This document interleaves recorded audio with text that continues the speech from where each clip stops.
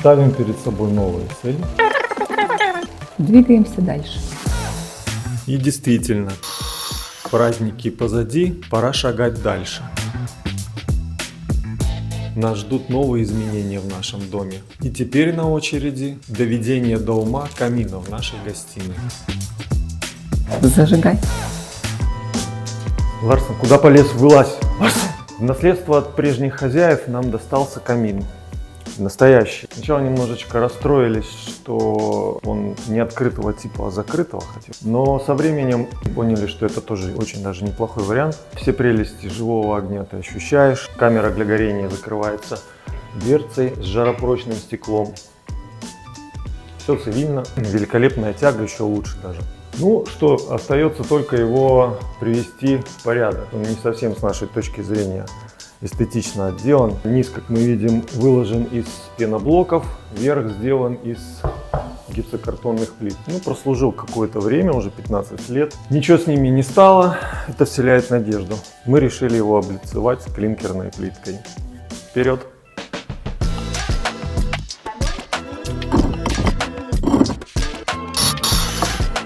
Первым шагом была расчистка, так сказать, рабочего пространства и дальнейшая подготовка поверхности камина. Для пущей надежности я покрыл ее слоем бетоноконтакта, который остался у нас после работ на первом этаже. Сама плитка, так же как и клей для ее укладки, были нами куплены заранее. По разным причинам нам так и не случилось нанять профессионального плиточника, но мы решили, а почему бы не попробовать это сделать самим.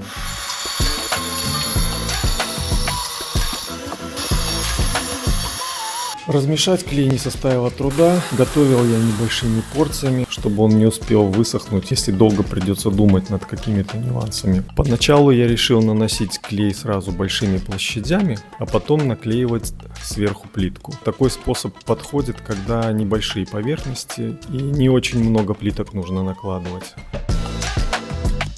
Было, в общем-то, несложно. Достаточно послушно ложилась плитка, аккуратно выкладывались вот эти углы.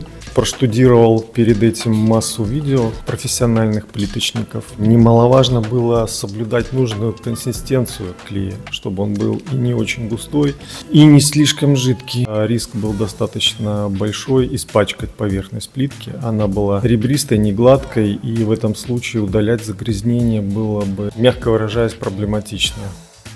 После хозяев на камине оставалась массивная балка из осины. Мы решили ее оставить, просто перекрасили и вернули на место. Когда перешел к выкладке верхней части камина, там где гипсокартонные плиты, здесь я решил наносить клей уже по-другому, то есть на каждую плиточку отдельно. Не было опасности, что вся эта поверхность с нанесенным клеем высохнет, пока я буду думать над узором, над углами подрезки и так далее.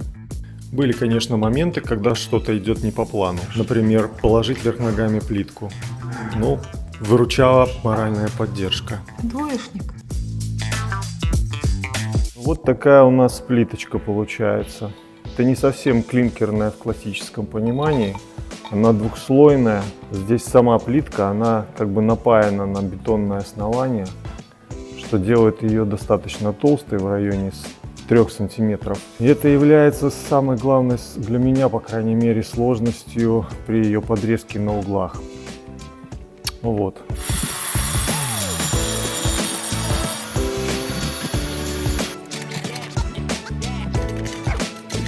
Но в итоге все очень неплохо вырезалось, подрезалось и приклеилось. Все углы достаточно аккуратно подрезались. Под потолком малюсенькие плиточки хорошо выложились. Линейка и болгарка в помощь.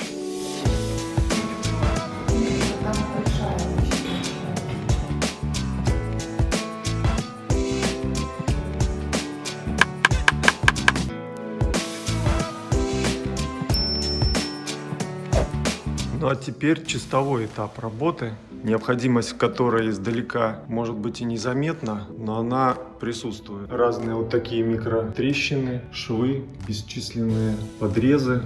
Выглядит это не совсем эстетично. Вроде как бы большой объем работы провели, большой кусок работы сделали, а остаются такие изъяны. Непорядок, нужно поправить. Как всегда, работа начинается с грунтовки поверхности, а потом приступаем непосредственно к заделке швов. Мы решили просто использовать оригинальным способом клей, оставшийся после работы. Через такой вот кулинарный кулек оказалось очень легко заполнять швы плиткой клеем, после чего пройтись по ним кисточкой, придав видимость настоящего плиточного раствора, как будто кладка кирпичей. Ну не прекрасно ли, да? Ой, Карина будет смеяться.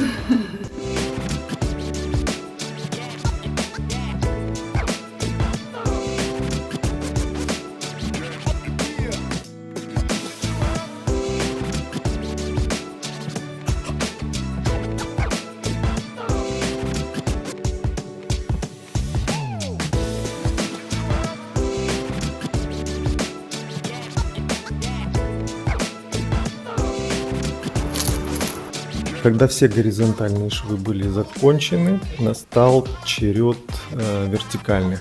Этот вопрос мы решили аналогичным способом. Аккуратно закрасили щели тем же клеем с помощью обычной кисточки.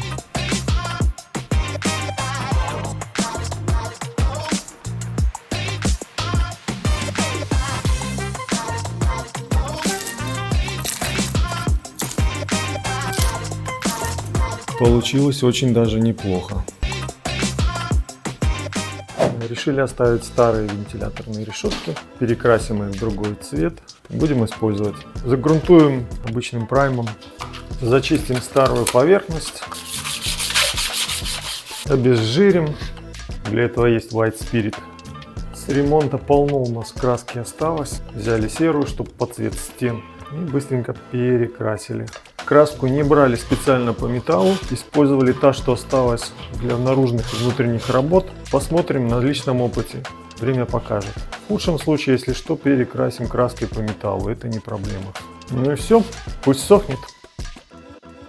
Обновленные решетки поставлены на место, укрывочная пленка и скотч удалены. И теперь наслаждаемся полученным результатом.